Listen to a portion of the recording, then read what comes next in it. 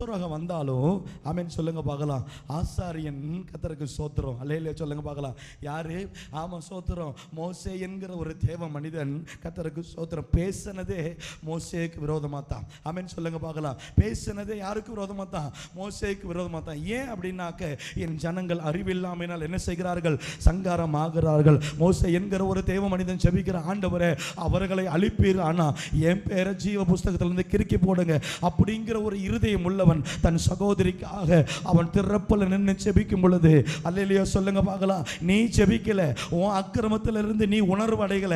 அது நீ உணர்வு அடையவையோ அடைய மாட்டியோ எனக்கு தெரியாது.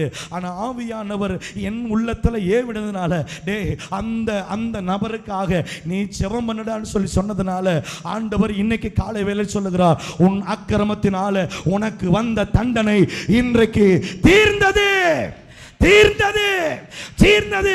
பேச்சினால, காதுகளினால, செய்கையினால, நீ செய்த அக்கிரமத்தினால உனக்கு வந்த தண்டனை தீர்ந்தது. ஏன் அப்படின்னாக்க, என் வீட்டில் எங்கும் உண்மை உள்ளவனாய் இருக்கிற மோசே என்கிற ஒரு தேவ மனிதன் உனக்காக ஜெபிக்கிறானே, அதனால மிரியாமே உன் அக்கிரமத்தினால உனக்கு வந்த தண்டனை தீர்ந்தது. அல்லேலூயா சொல்லுங்க, அல்லேலூயா சொல்லுங்க பார்க்கலாம். அல்லேலூயா. தண்டனை எதனால வருது? எதனால வருது? ஆமென் சொல்லுங்க பார்க்கலாம். ஒரு பொருத்தனை பண்ணுங்க. அருமையான மகள் கர்த்தருக்கு சோத்திரம். ஒரு பொருத்தனை பண்ணது போல ஒரு பொருத்தனை பண்ணணும். ஆமென் சொல்லுங்க பார்க்கலாம். இனி நான் என்ன செய்யக்கூடாது ஆண்டவரே?